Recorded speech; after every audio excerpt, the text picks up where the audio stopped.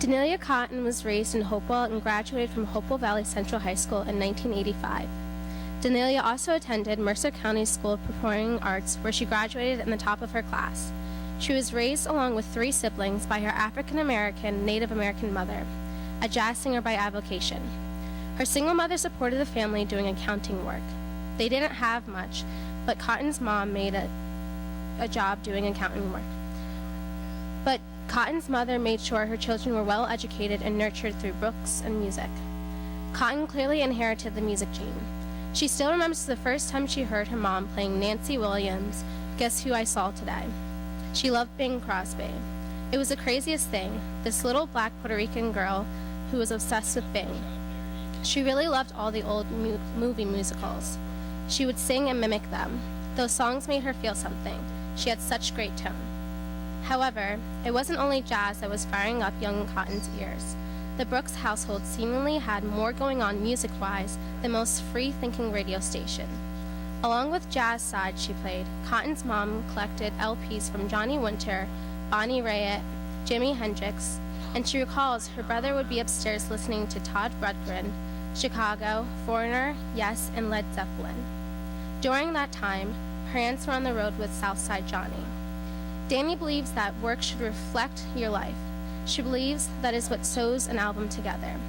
A great album is one that keeps on surprising her, that takes her for a little bit of a ride. With her 2005 debut, Small White Town, title inspired by Hopewell, her 2008 following up, Rare Child, and now Live Child, those are exactly the kind of albums she has made. Cotton didn't come to the music simply by listening to everything in her household, or by mimicking the songs that she liked. At the age of 12, her mom gave her an acoustic guitar, a move designed to help her daughter find an emotional and creative outlet. Her relationship was deep and complex. Cotton explores it on Didn't You from Rare Child, her most downloaded track to date. She also started harmonizing with her mom and her aunts in a gospel group, the Brooks Ensemble Plus. Cotton's vocal skills earned her full scholarship to Bennington College, a storied and costly school where the arts were emphasized. Cotton chose to pursue acting there, eventually spending most of her senior year at the Royal Academy of Dramatic Arts in London. But she doubled up on credits, so she still could study music, taking tutorials from avant-garde jazz trumpeter Professor Bill Dixon, who she says really changed my ear. Acting had a serious effect on Cotton. She's commanding on stage and off, a natural storyteller as well as a singer.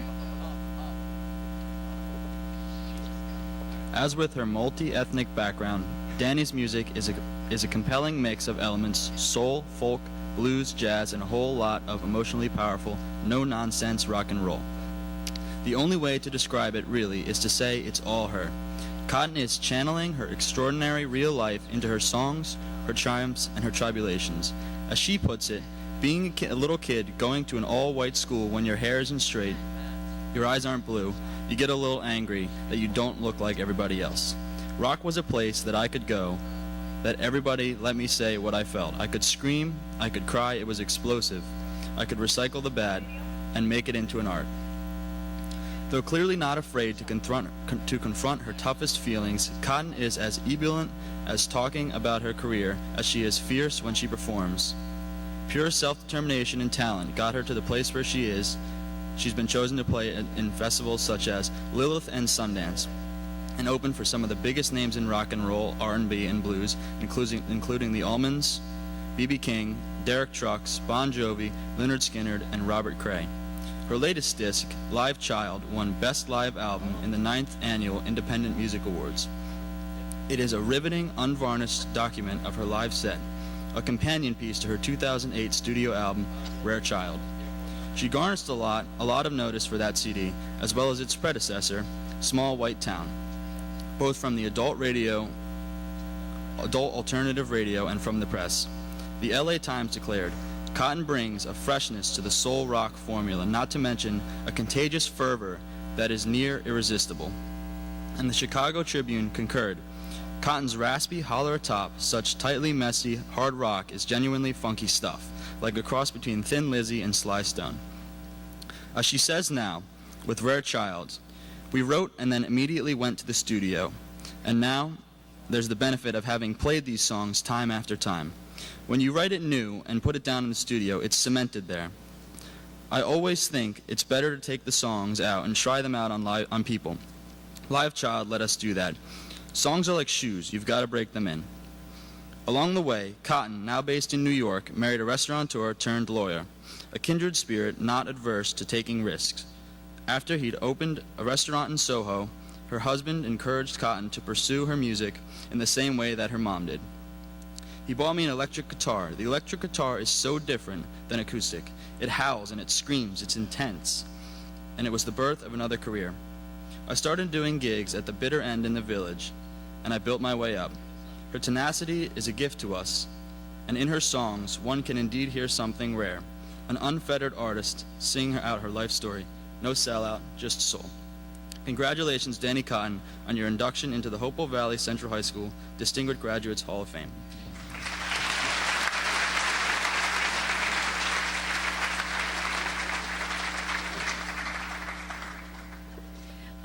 I want to, oops.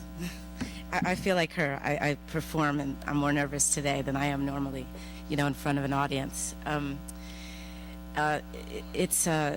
Kathy, my sister, called me yesterday to say the plaque was going on the wall of the school, I have to say I sat on the edge of my bed and I cried. It was pretty deep. When I was here in the 80s, I was a little black kid in the early 80s, and there was no Beyonce and Jay-Z, so we weren't as cool back then. And it was pretty difficult, and I didn't fit in, and I didn't have the things that everyone else had, and I didn't look the way that everybody else did. And it was really difficult because when you get here, the only thing that you want to do is to fit in. And I sort of prided myself on being a rebel and being out of the ordinary, but in the end, I really just wanted to fit in. But I can tell you these are some of the most definitive years of your life that you're having right now, and that on all the great moments of my life, I hate to say it, I refer back to these years. And I'm probably everything I am because I struggled to find out who I was.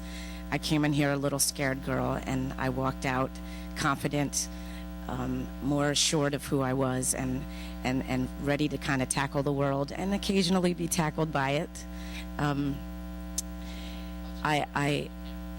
Opening up for Lynyrd Skynyrd, all I could think of was every dance where they played Freebird. I wanted to be like, oh my God, if they could see me now! And walking on the stage of Madison Square Garden, I felt like same way I did when I was a freshman.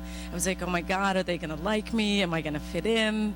It's that exact same thing, but it was teachers here like my art teacher, Mr. O'Boyle, who just got me and fostered something that he saw inside of me, and friends and coaches that I had here that pretty much pushed me to be me regardless.